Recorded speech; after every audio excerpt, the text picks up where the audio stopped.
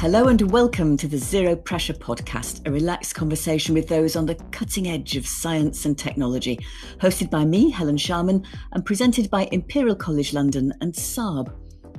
Ever since my spaceflight 30 years ago, something I'd never considered even as a possibility as a child or a student of chemistry, of course, but I've been passionate about science being more widely discussed. From my time in industry and universities, I've seen how science can improve life and business, but it's wider reaching than this.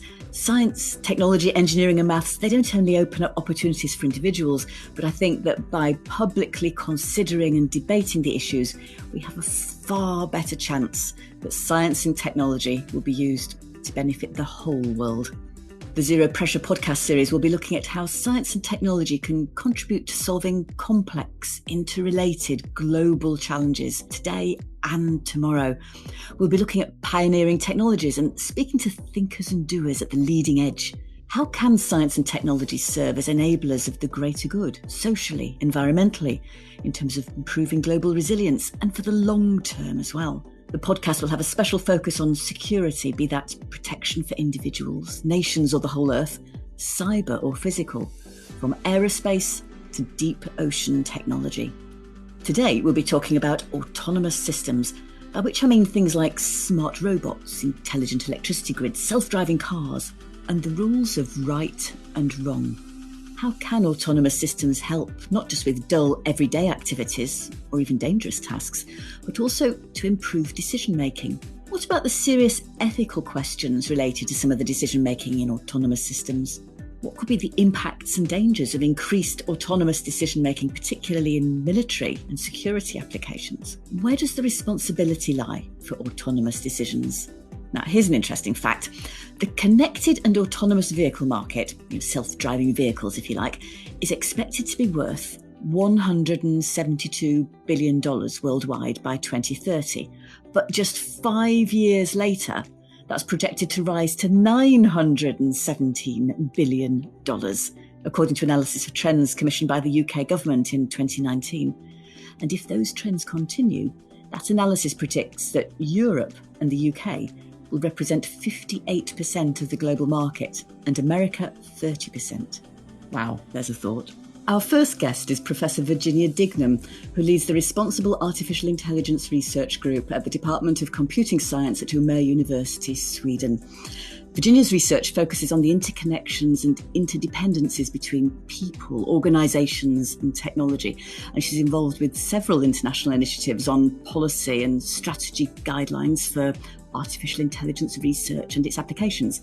These include things like the European Commission's high-level expert group on AI, the IEEE's initiative on ethics of autonomous systems, and the Responsible Robotics Foundation. So Virginia, welcome to Zero Pressure. Thank you. I'm happy to be here. Lovely. Well, this might sound like a daft question to you, but what exactly is an autonomous system? Wow, that's a difficult one. How long do I have to answer that one? No. So usually we refer to autonomous systems to software systems, so systems which are programmed and run in some type of computer with many different visualizations, but running on software. And these are systems that are able to take decisions, to perceive the environment and take decisions without direct interaction or interference from users. So take decisions. Yes. The simplest autonomous system that you can think of is the thermostat in your house. It will sense the environment and it will take the decision to put your temperature of your room higher or lower depending on what it senses. You don't interfere, you just set a level. And since the moment that you set whatever temperature you want in the room, the system will autonomously keep the temperature to that level. So we've had these things around for a long time, haven't we, basically? This is nothing really brand new, but what are we getting all excited about at the moment then? I mean, these systems suddenly seem to be something like quite a different beast. Yes, that's true. They've been around for a long time. The thermostats, I don't know how long they have been, but it's quite a long time. The point now is the type and the reach of the decisions that these systems can do. So that it's not just about the temperature of your room, but it's about, for instance, deciding whether or not you get credit, whether or not which school your kids are going to. Self-driving cars are autonomous systems, which have many, many different types of sensors and many different types of decisions to take. Not only the direction, keep the direction, decide on what the best route is, taking care and watching for interferences and movements around. So the type of decisions that the systems can take are increasingly complex, but they're also not only increasing complex, but also increasingly pervasive of our own lives. And for a lot of these decisions, we not even realize anymore that they are being made for us. Does it matter, do you think, if we don't perceive that they are working for us? Does it matter that we just don't notice? Some of them that don't matter at all. I don't think we would be very much happy if the thermostat in our house would be asking us every 5 minutes, are you sure you still wanted the temperature to be like this? So for some of these decisions, we really are happy and comfortable to leave them to the systems.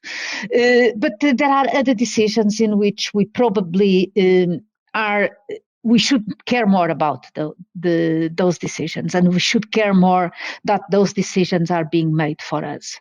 For instance, systems are deciding what do you see on your social media pages.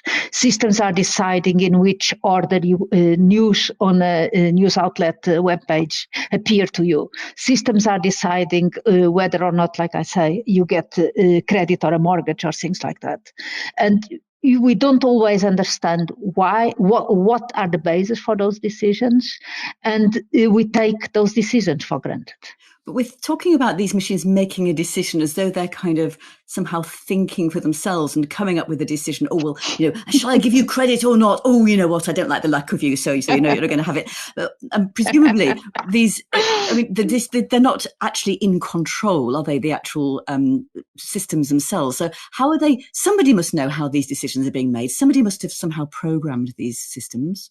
Yes, that's true. The most serious part of the whole issue is that the system indeed has no understanding whatsoever of what it's doing. It's just basing those decisions on some past information about the past, some patterns that it has identified before, but it has no idea what the credit means. It doesn't have no idea what temperature means. It's just numbers.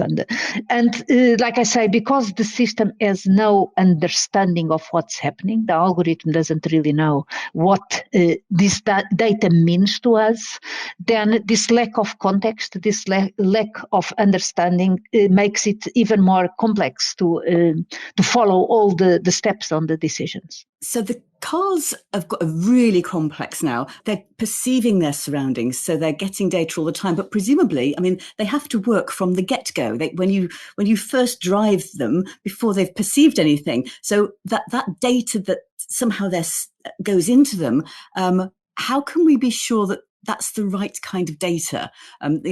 People have input that, presumably. Yes. So indeed, that's the very important question. And the cars the autonomous systems that we have around working now, they are what we call trained before they are used. So there is a stage of training or teaching the systems to understand what they should be doing and how correct and how what is right and what is wrong to do, to perceive, how to perceive different things. So this training stage is an extremely important stage, because that will set the patterns that the car is going to use as basic patterns for understanding the world around it. If I'm driving a car, I'd want it to act like my car, not like somebody else's car. So, I see other drivers, let's say, and they don't drive in the way that I feel I would like to drive all the time. So I'm not saying that I don't ever make mistakes, but and I'm sure an autonomous system and a self-driving car would probably make fewer mistakes than any human would. But on the other hand, these kind of things is sort of the almost personalized way that we might be able to program something. So would we be able to get a car that let's say if I own my car, I can personalize its settings somehow? Yes, in theory you can. You can set the car to to be more sensitive to speed or to pedestrians. And we do that already. You can select in your GPS that you prefer to take the freeways or the scenic routes. So those kind of things are possible to do. Of course, the consequences of that is that the decisions that you take yourself, sometimes reasoned, sometimes just automatic or unconscious, will then be reproduced by the car. And the car not always or often doesn't have the same perception of the context as what you have. So if the car is trained for speed, or if the car is trained to go through the scenic route, it will be more difficult for that car to understand that now you need to go to hospital and you don't really care about the scenic route anymore. So please change the context. So this nuance of changing from one to another context based on very subjective type of information becomes more difficult. Wow, that's an interesting one, changing the context. So you might not want to change owners so often. That would be with second-hand cars. That would be an interesting thing to take on somebody else. Yeah, probably. Then you take the preference of someone else's car. Yeah, definitely. Yeah. What about these sort of this age-old philosophical dilemma? You'll know that sort of the trolley problem. The one where the wagon's rolling down the. Yeah, you're laughing. I know everybody knows this one. And we've all sort of, when we were at school, we all kind of thought about it. Okay, so there's this wagon rolling down the hill, and it's about to hit a group of 5 people, but you're in control of the lever and you can switch tracks. But if it goes onto this other track, it will hit somebody else, and you may or may not know that other person. It may or may not be a child. If we extrapolate that to the self-driving car, how are we going to set up its? It could be driving down a road and it has to decide between perhaps knocking down a child on a pedestrian crossing, or swerving into a lamppost and possibly then killing 5 or 6 occupants. So who's responsible in that case for putting those kind of settings in? And if I change those settings, you talk about context. If I say, oh no, I want the fast context, I'm going to be a speed merchant today, and I change those settings, does that mean that I'm then responsible for the speed, not the car? You are. I mean, the car is not responsible. The car is a piece of software. The car is a piece of hardware. It is not responsible. The hardware, the systems are not responsible. We people are responsible. And indeed, this example that you give is one which comes again and again when we talk about autonomous systems. From a design and a perspective of developing this type of systems, it is, in my perspective, quite the irrelevant question. What I want to build is a car which has brakes which react all the time before it hits the kid or hits the lamppost. As a policymaker, I want to make sure that I design the infrastructures, both physical and legal infrastructures, in which that kid will never be in the same place as that car. So those are the questions that we really have to address. So in a sense, we focus too much on hypothetical type of situations without really taking the same type of effort to look, how can we build the cars? How can we minimize the issues that this trolley problem are about? Trolley problems are developed by philosophers as thought experiments and not by engineers. So it's, and I think that it's good to think about these issues, and indeed it's good to think about how do we develop and how we set and design the way that the car will take into account prioritization of different values. And like I say, from an engineering perspective, the solution is to ensure that we minimize the number of trolley problems in our roads. What are your hopes for autonomous systems in the future? We've spoken a lot about sort of the thermostat that was or that still is, and the cars that are kind of coming on now. What do you think we might be able to solve if you could have your best wishes given?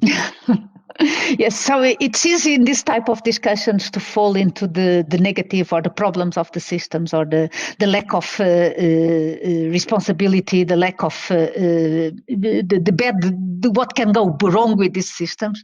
But I think one of the most important things to realize is that the worst that probably can happen to us is to not use autonomous systems when these systems can be beneficial for us. This type of systems can potentially be able to solve extremely complex issues that we cannot solve ourselves by ourselves anymore. We need these tools, we need these artifacts to help us to enhance our capabilities to deal with complexity. For instance, with the complexity of climate change, the complexity of addressing climate change, the complexity of the pandemic, and all the different interacting systems in many different ways. So I think that the part of the responsibility is also using the systems when we need to use them. What can they help us to solve, do you think? They can help us solve complex questions which we don't really have a direct answer. And maybe they don't solve the questions, but they will be able to analyze many, many millions or billions of potential interactions of all these types of systems. Wow, so complex. Absolutely fascinating. Now, Virginia, a bit of fun here. See if you can answer these questions in one word, or at least very few. When do you think we'll see widespread use of self-driving cars? Within 10 years. Wow. Would you own a self-driving car? Yes. Will humans have to consider robot rights in the future? No. You're brilliant. Robot duties, yes. We should consider robot duties. Robot duties. Robots are tools. Duties. Yeah, they are tools. Yeah, sounds good. And could a future autonomous system develop its own set of ethics? Oh, I suppose in theory, yes. It depends on how you define a set of ethics. What might humans learn from a machine's ethics? That our ethics are extremely complex and that we are the ones in charge of our own values and our ethics. Love it. Absolutely brilliant. Virginia, thank you so much. Absolutely fascinating. Please do hang on because I'd love to come back to you in a minute, if you don't mind. Okay. So Virginia said, systems themselves don't know what they're doing. The hardware's not responsible. It's people who are responsible, not things like the self-driving cars.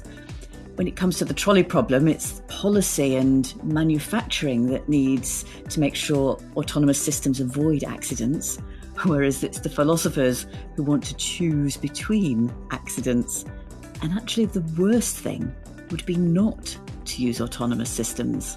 There's a thought. I just want to mention for listeners that you can submit your comments and questions via the podcast Twitter at Zero Pressure Pod, where we'll post answers. We may even feature your questions in the next episode. It'd be great to hear from you. Our second guest is Professor Denise Garcia, Associate Professor of Political Science and International Affairs at Northeastern University. Now, Denise researches on international law and the questions of lethal robotics and artificial intelligence, global governance and security, and the formation of new international norms and their impact. In 2017, she was appointed to the International Panel for the Regulations of Autonomous Weapons. She's testified to the United Nations on the question of lethal autonomous weapons and their impact on peace and security. She vice-chairs the International Committee for Robot Arms Control and recently received the Northeastern's university-wide Outstanding Teaching Award. Denise, welcome to Zero Pressure. It's lovely to be with you, Helen, and an absolute honor to be together. Now, humans have used automatic systems in warfare for years, haven't they? I can think of basically mines and bomb detectors, for instance. What's the distinction between automatic and an autonomous system? Helen, this distinction is, I would say, futile to be entertained. The lines are really blurred. The attempt to reach a clear delineation between automatic and autonomous has actually plagued the negotiations at the United Nations. What we should focus on, I would say, is on the human element. So what the human does, what the human wants and wishes the machine and the system would do, and how the human will be accountable and responsible for it. Of course, autonomous systems can select and attack targets on their own based on a general target profile. Who sets up these systems then to be able to select what they want to target? Presumably humans, but which humans do that? Helen, usually, it's a combination of, the military doctrine. So the generals, informed by their military doctrine, in combination with international legal advisors who know about international humanitarian law, which is the laws of war. So in combination, they would set a number of targets that presumably are going to be hit in accordance with international humanitarian law. In other words, they would be able to distinguish between civilians and combatants. Of course, that's the goal. And therefore, the concern of autonomous weapons, Helen, is that they would not be able to reach this requirement under international humanitarian law, and they would not be able to distinguish a civilian and a combatant, would not be able to be proportionate, which is another requirement of international humanitarian law. So you mentioned humanitarian law, and because there's sort of a lot of that international legal, I suppose, architecture around. Is it sufficient? Do we need more? What can help? Well, Helen, so international humanitarian law is the basis here for our discussion on autonomous weapons. And international humanitarian law is extremely rich and helpful to guide us to protect human beings during war. It is that last beacon of humanity in warfare. And it has the rules of protection, precaution, choice of weapons. So certain weapon systems are prohibited, Helen, under international humanitarian law, such as chemical weapons. So you can't resort to chemical weapons or landmines during war, as these systems are prohibited. There are other parts of international law that are pertinent here. So one of them is human rights law. Human rights law is paramount for us because obviously the foundational human right is dignity. So dignity is in peril here with autonomous systems. If we are allocating the right to select and target to kill to a machine, we are leaving humans unprotected in their dignity. What can we learn then from, we had some great success, didn't we, a few years ago with the ozone treaty, for instance. That's a huge success. Can we learn from that in order to put something similar in for autonomous weapons? Indeed, Helen. So you touch upon some of my favorite parts of international law when I discuss with my students. So the Chemical Weapons Convention stands as a shining example of cooperation, where there is a firm prohibition against the use of chemical weapons. So the recent use in the conflict in Syria was a major violation of the existing norm against chemical weapons. You just shone a light in the fact that we cannot use chemical weapons. The Ozone Protocol of 1987, Helen, that protects the ozone layer. And that stands as another example where cooperation triumphed, where all countries are together in trying to protect and heal the ozone layer. It's the biggest repair job that has ever been undertaken by humanity. Where you have everybody around the negotiating table, 197 countries are high contracting parties to the ozone treaty. And without the ozone treaty, we would not be able to live in this planet anymore. So these stand as successful examples where countries can meet, can see eye to eye, and where scientists also play a major role. I think that was very clear cut, wasn't it? I mean, the scientists were very quickly understood what was making a problem to the ozone layer. And in the end, it became really more a matter of economics, but it wasn't such a big deal. And I suppose that's partly why it was so easy to get some sort of an agreement.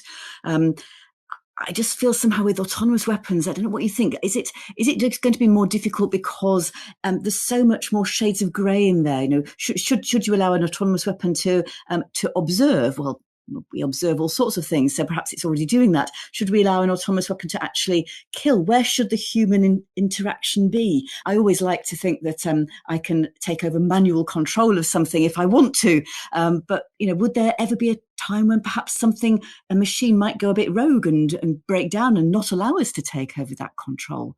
Lots of thoughts. Indeed, Helen, fascinating for me. Thank you.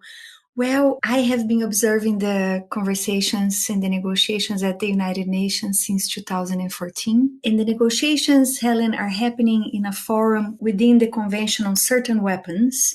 So the Certain Weapons Convention, this convention has achieved a lot in the past. For example, it has prohibited blinding laser weapons. It is an international humanitarian law forum where whatever is agreed is going to become part of the rules of war, of the laws of war, international humanitarian law. But in this forum, Helen, it is by consensus. So one country can block everything, right?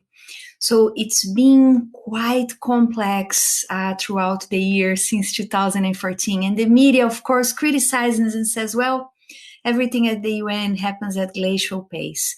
Well, the reality is it's much more complex than that. So I have known all the chairs who bravely led these negotiations, all of them since 2014.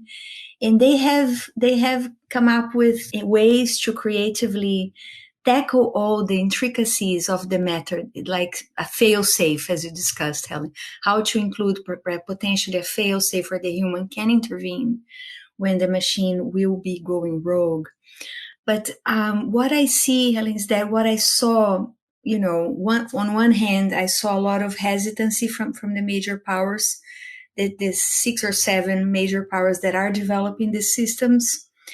So they put a lot of course, obstacles as they are developing these systems and would like to see very little multilateral interference on their ability to develop these systems. But on the other hand, I've seen extraordinarily examples of hope and engagement. I've seen a community form around these conversations of scientists, AI scientists, all other scientists and scholars who come and observe and form what I call a transnational networked form of cooperation, where states are too slow or where they are failing. Scientists come in and other actors like non-governmental organizations, civil society will come in and try to create positive ways. And also, Helen, most importantly, what I'm happy to tell you and our listeners here is that most countries in that forum during the negotiations, so most countries want to see international regulations and want to see new international law. Most recently, the International Committee of the Red Cross, which is the guardian of the laws of war, they came up with their position, and that came in on May 12th, just a few weeks ago, and they said we need a new international legally binding treaty because what we have under international law will not suffice to withstand the challenges and threats. And what I saw finally, Helen, on this other hand of hope, is that small countries and middle power countries are really moving and shaking. So countries like Sierra Leone or countries like Brazil, Chile, Austria, middle powers, France, Germany, Canada, they try to find ways to work on these areas that are the hardest to move along the political spectrum. So it's interesting you mentioned these smaller countries, because one of my thoughts, I suppose, about autonomous weapons is that they can be controlled, of course, remotely, but also by people who aren't visible, possibly not even detectable, and probably soon very cheaply. So they could be, if you can somehow access them, they're going to be more readily available to a lot of countries than, let's say, some of the big nuclear weapons. So one thing is this going to upset the balance of power, but then on the other side of it, you mentioned it might sort of be a problem for world peace. Well, perhaps could it also perhaps overturn all of our reliance on nuclear weapons, which might be positive? Oh, Helen, excellent point indeed. So, what is unique about this technology that is evolving, right? Well, everyone has access to it. AI is accessible ubiquitously and widely distributed across individual, public, private spheres. and the dual civilian and military uses at multiple levels as well. I would say, well, think about nuclear weapons. At one point, states had about 70,000 nuclear weapons at the height of the Cold War. Now we are down to about 14,000, which is an enormous threat that we don't, think about in our day-to-day lives.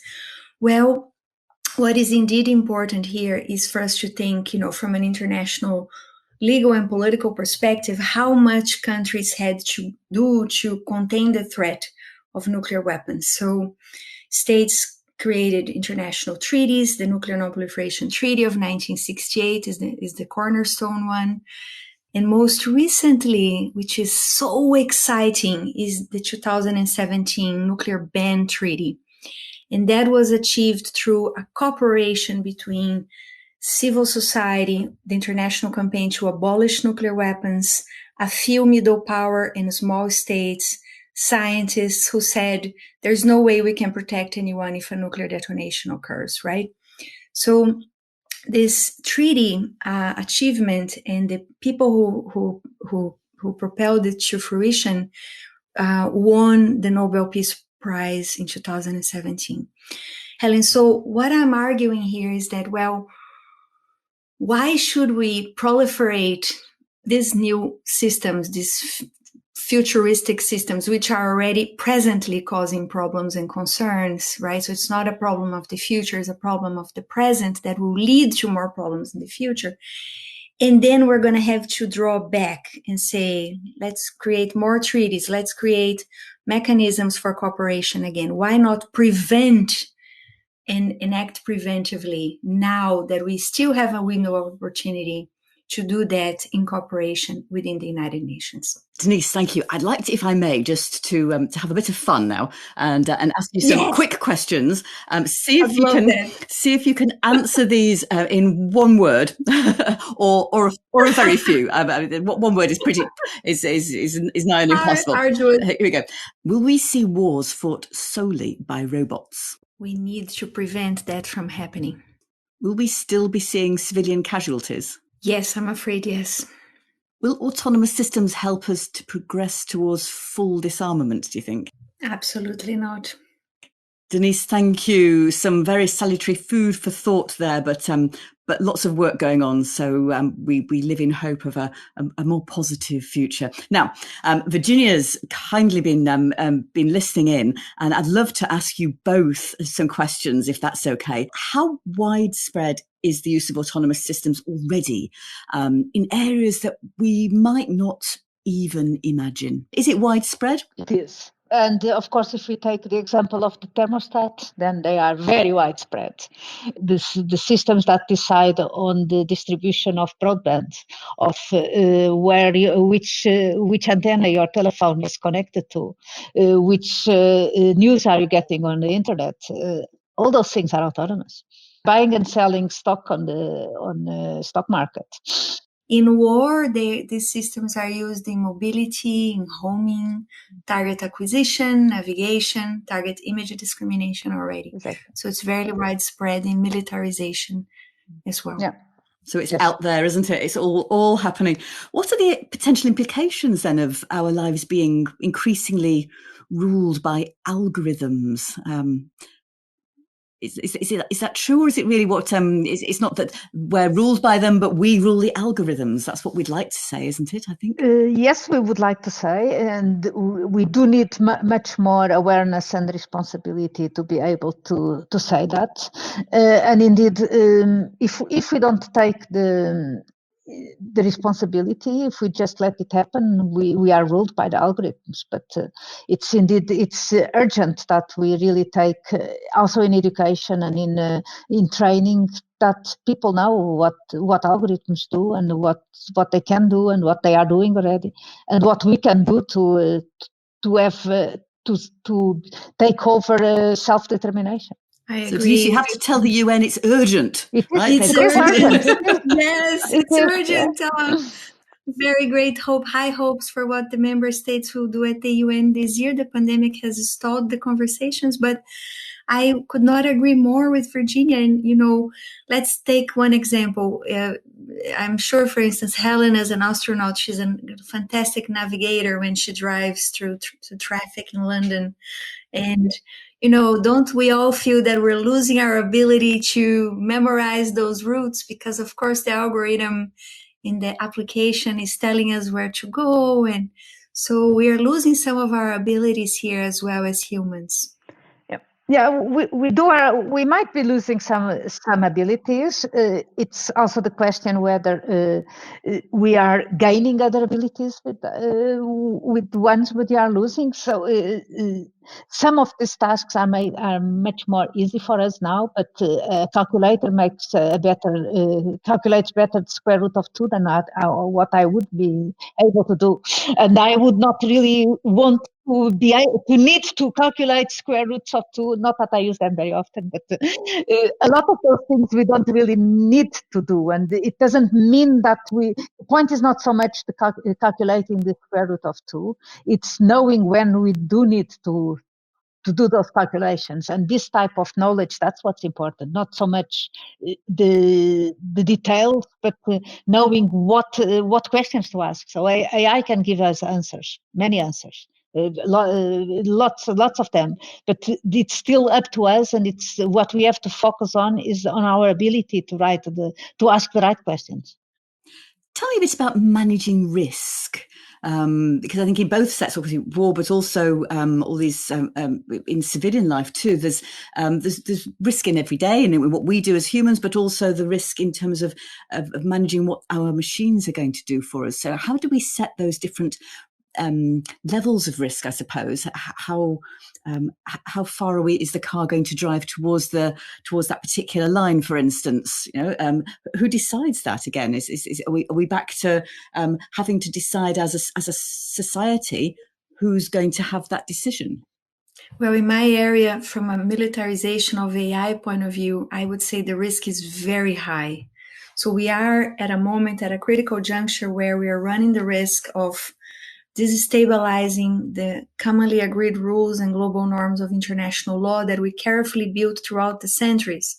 Because how all of international law is built around the human, and the human responsibility, human accountability, the attributability of faults and erroneous behavior and wrongful acts are to the individual. And now, how are we going to attribute responsibility? How are we going to input wrongful acts to machines? So I believe the risk is serious. States, I see already a lowering of the threshold to go to war.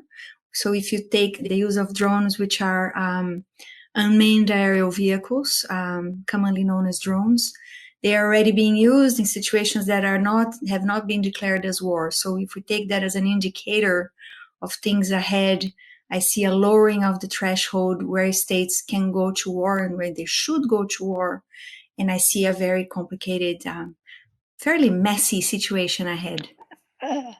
Yes and no. I don't think that the question of responsibility changes when we use autonomous systems. I think that, if anything, we are even more responsible. So it's never a case of putting the responsibility on the drone or on the machine or on the car or whatever. It's about us and our responsibility as states, as people, as organizations, as companies, as governments. Responsibility not only for the decisions that these systems make, but also for our own decisions when we decide to employ this type of system. So I don't think that in war or in civil war, in the civil world, that the question of the responsibility is put on the machines. It cannot be. Machines, are tools, are artifacts, are pieces of plastic and wire and whatever else. Responsibility is and stays with people. And it is more complex, and the more complex systems we use, the more complex these decisions are. But it's not never a case of letting the machine, the autonomous vehicle or the drone to take the responsibility for us. That's just a way to discard our own responsibility. It's something that we are seeing increasingly from big tech companies, from developers, but it is never, we cannot allow, and that I think it's part of the what the United Nations really needs to talk. We cannot allow the narrative of the machine is responsible, discard never our own responsibility. It's her. That is clear, Virginia. That is clear. I didn't mean to say that the machine will take responsibility. That's obviously, I think you are completely right. What I meant is that who is gonna be responsible is that when the machine go rogue and kills civilians at war, which is illegal under international humanitarian law, who is gonna be responsible? The engineer, the software engineer, the commander who gave the command. I mean, but we have already ways to discern this type of responsibilities. If I don't know, in war, I don't know much about war, but if a pistol has some errors and that thing blows up in the hands of the soldier without really doing anything wrong because of some mistake, some fault on the machine, there are ways to determine the responsibility who was responsible for that machine to go wrong. If my washing machine breaks and there are responsibility. It's not the washing machine, it's not the pistol, it's not the self-driving car. And we do have already now a lot of possibilities to identify liability. I'm not saying that we need to use the same ones, but the responsibility is a shared responsibility, is a responsibility which, I mean, we need to have to employ existing and probably new ways to identify liability in complex systems. But of course, here the let's say the guilty parties may hide in behind the systems. It already hides behind systems. I mean, whether in case of war, if they are applied in the cyberspace, then the attributability for responsibility is even more complex. It is complex, but still it's not something which is different from with or without autonomous systems. I think we really have to avoid this type of narrative in which we think that because the system is autonomous, then the responsibility is difficult or is impossible to determine. It's not. I mean, someone decides to use that autonomous system. No autonomous system ever wakes up in the morning and decides to be autonomous. Someone made that thing to be autonomous. And a lot of us involved in the development, in the legislation, in the policies, in the production and whatever, all are part of this ecosystem. We are all responsible. I think what I worry about as just a consumer is that I might not know, and was certainly probably not capable of understanding what all the decisions that have gone into making the decision-making process of this particular system. And yet I might buy something off the shelf. So I have to put my trust into these other people who have taken that responsibility. But I've still decided to use this piece of equipment. We do that every day. You trust the supermarket to give you food that it's edible. You trust the agencies which declare that the chicken is free range to buy a free range chicken. You trust the company who sells your washing machine to make sure that thing works within a certain electricity level. So we do that every day. The autonomy of the system doesn't change this. We have to be aware of that. So the other areas where trust is at the center, and we have seen great examples of cooperation, is the International Space Station. This is a place where, there's an extraordinary cooperation going, and we as citizens put our trust in our scientists to create that in cooperation with other nations. It is a place where we see nations that have rivalries on Earth cooperating there in outer space. We also entrust let's say, our diplomats, our representatives to come up with solutions to problems that will threaten the Earth very soon. I want to say, because of Helen is an astronaut, the debris around the planet Earth, we entrust that this will be perhaps solved soon, as it will soon be threatening to the systems on Earth. So the question of trust, as Virginia is alluding to, is at the center of so many, mundane examples and examples at the highest level as well. There's so much going on. The examples you give, it shows we can do it. We can work together in space. So let's learn from working together in space to working on together here. We know we have the agencies and the systems that we trust. So we know how to do it. Let's do it. Yeah, we are responsible to do it.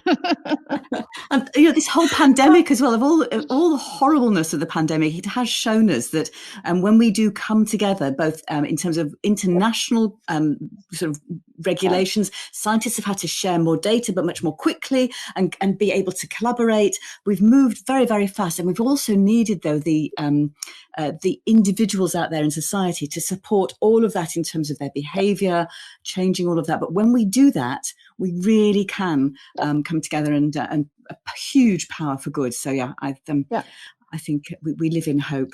Yeah, that's. I agree indeed. If I may, Helen and Virginia, what I saw in the beginning of the pandemic is when states were erecting barriers, closing borders, scientists were shattering their borders. I have been tracking the scientific cooperation to defeat the pandemic in a project with colleagues, and it is exciting to see how much cooperation has occurred to defeat the pandemic, and the vaccines are just one example of exactly. that. So from thermostats to automatic weapons to the vaccine. Thank you both. Virginia, Denise, it's been an absolutely fascinating conversation. Thank you for sharing your thoughts with us on Zero Pressure. You're welcome. Thank you so much for having me. And thank you for joining us. It's great to have you on board on this podcast journey. If the conversation about autonomous systems sparked any thoughts, or if you'd like to ask me or our guests anything, please reach out to us on Twitter @ZeroPressurePod. Here's a few questions from the last episode. How can combining different perspectives of those based on the ground and those who have lived and worked in space help solve the problem of space debris? Well, I don't think astronauts actually know anything different to ground-based people, but NASA has recently declared that there's a 1 in 60 chance of at least one astronaut being killed in the next 10 years. Now that makes it rather personal if you're an astronaut, and I think astronauts could probably communicate the hazard of debris quite well. We need the international collaboration, of course, between scientists, engineers and businesses to develop suitable forward-thinking technology, and we need that intergovernmental support for the regulations. Sadly, also, I think with penalties for some non-adherence. Perhaps we do need to start a campaign for increased awareness of the problem, a bit like Asteroid Day is doing for the possibility of the Earth being hit by an asteroid. Our next question is, what are the maximum G-forces astronauts are trained to withstand, and are there limits to training at high G-forces? Well, there's a huge variation on how much G any individual can tolerate, depending on how long the G loads last for and its direction. So, is it forcing you downwards, so blood is pulled away from your head, in which case 5G for more than a minute or so without a pressure suit squeezing on your legs is really tiring. Astronauts usually train at 5G as a kind of a maximum in that direction, your head to foot direction. But if the acceleration is forcing you backwards, 8G just feels like you're very heavy and you start to notice the weight of your chest on your lungs. I have seen figures of sustained 17G as being quite tolerable for a human, though astronauts don't train anywhere near that. But for very brief times, humans can endure far more, like when we're hit in a car accident. That could be many tens of G, but much more than around 60G on the torso or your head, depending on the individual. At that point, arteries come away from organs, other parts of the body disintegrate. Fortunately, we don't expect to endure those sorts of accelerations on a spaceflight. And the final question we've got time for is, typically, how long will the ISS have to move in order to evade space debris within a kilometre of the station? Well, space stations conducted 29 debris avoidance manoeuvres since 1999, according to NASA. That includes 3 in 2020. That makes 26 in its first 20 years and 3 last year. The frequency is increasing alarmingly. But quite often there's no time to make a manoeuvre because the debris is detected quite late. And if that happens, astronauts just go into their emergency return vehicle and listen for a bang. Hopefully there isn't one, until the time of conjunction has passed, when they can emerge safely. If this conversation sparked any burning questions, or you'd like to ask me or our guests anything, please reach out to us on Twitter at Zero Pressure Pod, where we'll post answers. We may even feature your questions in the next episode, which will delve into artificial intelligence itself. I look forward to hearing from you. Until we meet again, here's something to ponder from Aristotle. We do not act rightly because we have virtue or excellence, but rather we have those because we have acted rightly.